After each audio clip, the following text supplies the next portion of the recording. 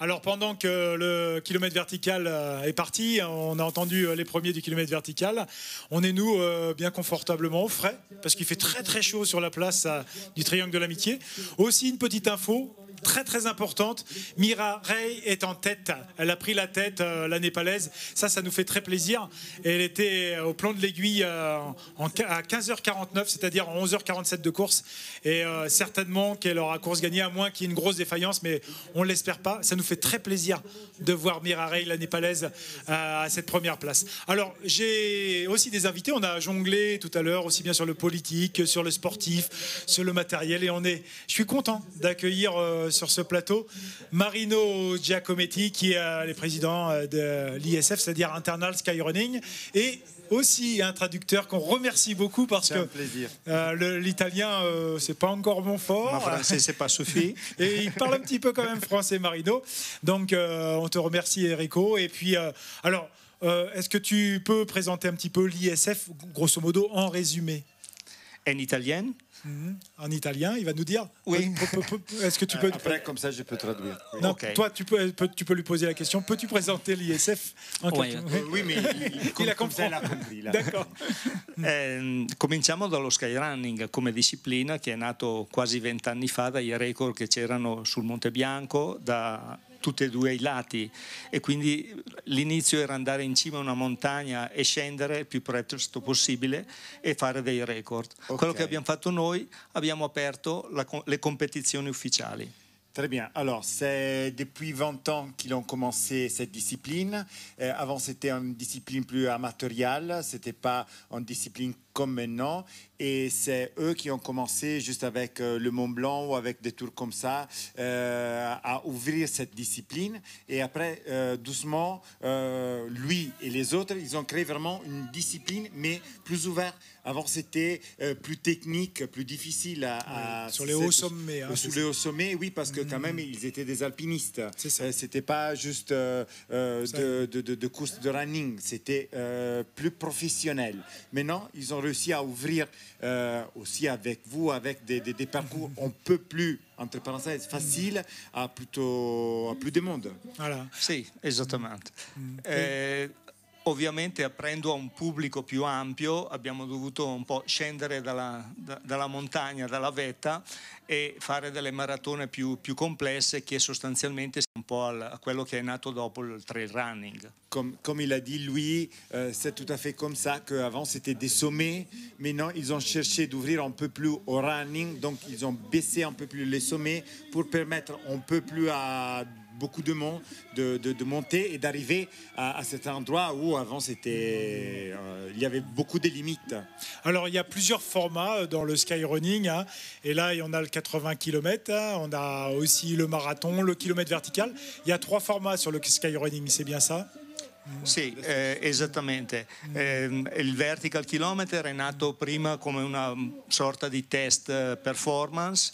La maratona... Le kilomètre vertical, c'est commencé juste comme un test. C'est le premier qui ont commencé, c'est parti comme un test.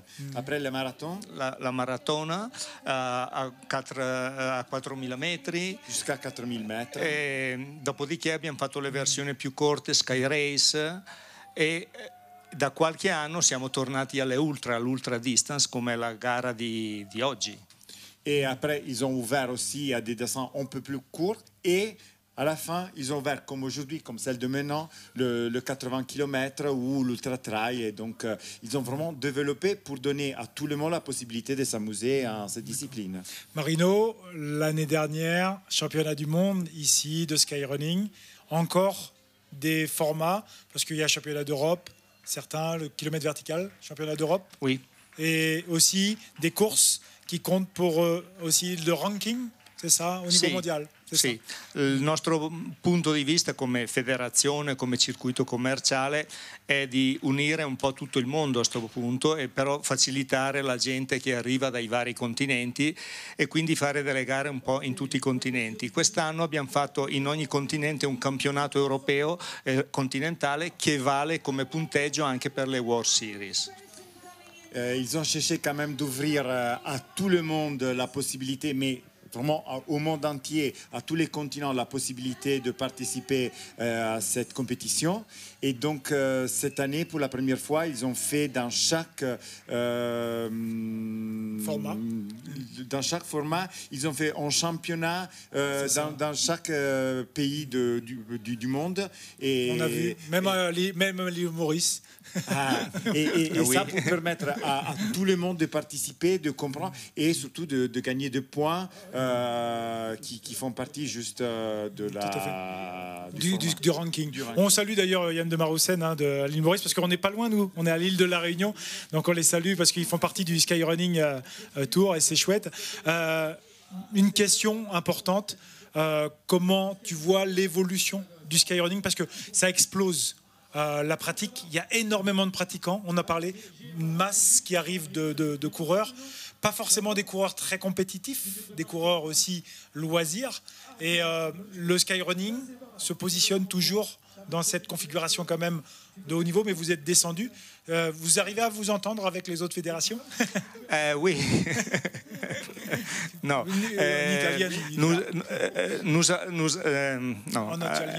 En italien, c'est mieux parce que la materia è très compliquée. Naturalmente ci sono delle aree grigie fra il mondo skyrunning e trail running.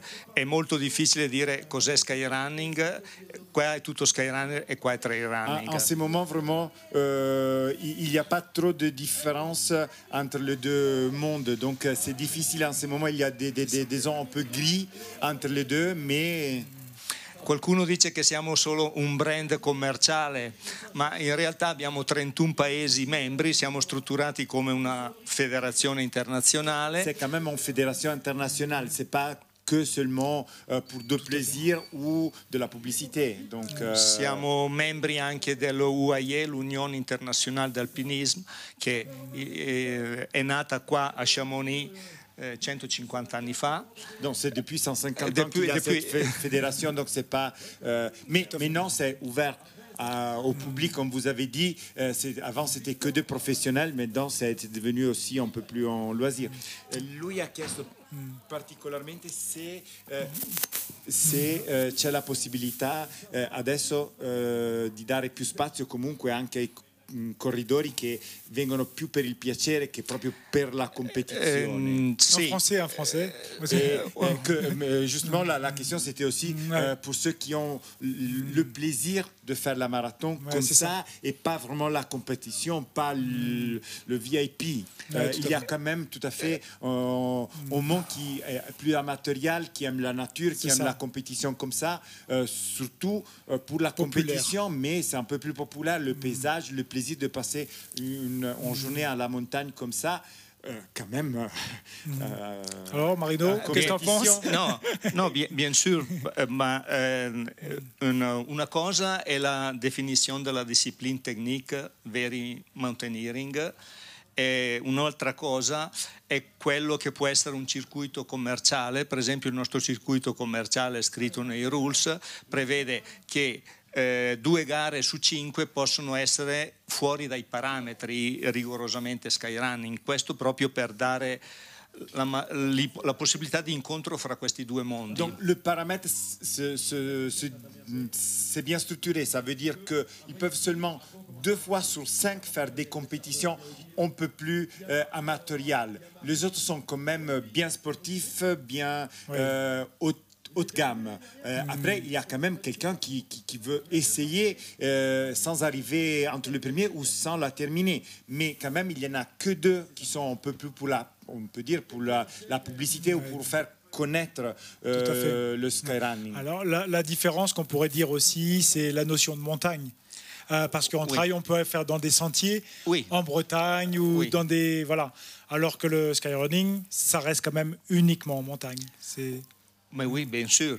E questa è la parte per aprire alla massa. L'altra parte vogliamo affermare completamente il nostro mountaineering DNA e per cui stiamo sviluppando, ancora tornando un po' back to the future, alle gare che facevamo una volta, in alta quota. e questo il nostro ambasciatore per primo è Kilian Jornet.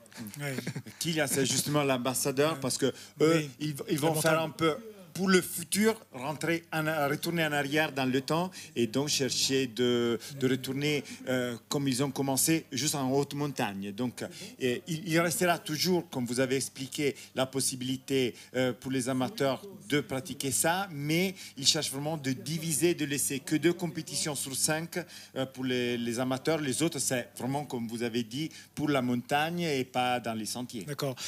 Dernière question, Marino, l'avenir du skyrunning avec des personnages comme Kilian, c'est vrai que c'est important aussi d'avoir des personnages qui soient sensibles à la montagne, à respect aussi de sa sécurité, avec des défis bien sûr, mais ça reste quand même très spécifique. Vous êtes attaché à ça, vous allez y rester, l'avenir il est positif, il est serein. Siete sicuri comunque di questo trend per l'avvenire? L'avvenire è sempre in vertical, in salita. Una cosa a cui stiamo già lavorando è per vedere di dare come nell'alpinismo, di cercare di dare una classificazione alle gare, ai percorsi, non solo per la distanza e totale dislivello, cioè mezza maratona, ultra, 100 mile, eccetera, ma la vera difficoltà tecnica, primo, secondo, terzo, quarto grado, come esiste nell'alpinismo. Bon, ils sont vraiment en train de développer une division, un classement plus rigide comme dans l'alpinisme, pas seulement comme dans les marathons d'habitude. Donc ils vont chercher vraiment de faire premier, deuxième, troisième, quatrième degré comme niveau, comme difficolté. Questo anche non solo per il DNA Skyrunning, ma per dare l'informazione alla massa di vado a fare una gara di questo tipo, di che grado è. Come tu vai a fare una via nell'alpinismo tu sai a che livello sei della competizione. Donc c'est vraiment comme dans l'alpinisme, savoir à quel niveau de la compétition ils sont, pas seulement le niveau de kilomètres et le temps, mais c'est vraiment un classement plus spécifique pour la montagne. Ouais. Alors en même temps, on est en train de voir les images du kilomètre vertical avec tout à l'heure. On est content d'avoir Kilian Jornet tout à l'heure. Hein, Marino, très content. Alors on a enlevé l'entête parce que Marino, il descendait, il parlait du vertical, mais il s'est affaissé. Très content d'avoir Kilian tout à l'heure. Ma c'est seulement la première part, parce que de la seconde part, il est la climbing. Là, ça court, hein, parce qu'après, c'est vrai que le dernier kilo, voilà, le dernier kilo. Voilà. Bah, on est très content. Alors, c'est vrai que sur ce plateau, les Italiens parlent beaucoup, hein, c'est vrai. Ah oui, mais c'est chouette. C'est chouette. On était très content d'avoir Marino. On te remercie beaucoup. Et puis Enrico, c'est très gentil d'être passé et puis d'avoir pu parler du skyrunning et de l'avenir du skyrunning. On espère vraiment que ça va être un bel avenir pour le skyrunning parce qu'il le mérite. Et c'est un historique. C'est aussi quelqu'un, voilà, comme Marino, qui a œuvré un peu comme Kilian dans ce domaine sur aussi une discipline qui respecte la montagne. Merci Marino, on va aller suivre le skyrunning, tu vas y aller. Et l'arrivée aussi de la népalaise, certainement que tu vas aller accueillir. Voilà, bien sûr. Voilà, on va vous rendre l'antenne. Merci beaucoup Enrico, merci Marino. Et on va vous rendre un peu l'antenne, vous donner un peu quelques images. Et puis nous, on va aller sur l'arrivée, zone d'arrivée, voir la népalaise certainement. Et puis on va aussi aller sur la zone de départ du kilomètre vertical. Mais aussi, on va recevoir quelqu'un tout à l'heure, monsieur Pierre Saget, sur le contrôle antidopage. Voilà, à vous l'antenne et puis on va vivre un petit peu de live. Merci.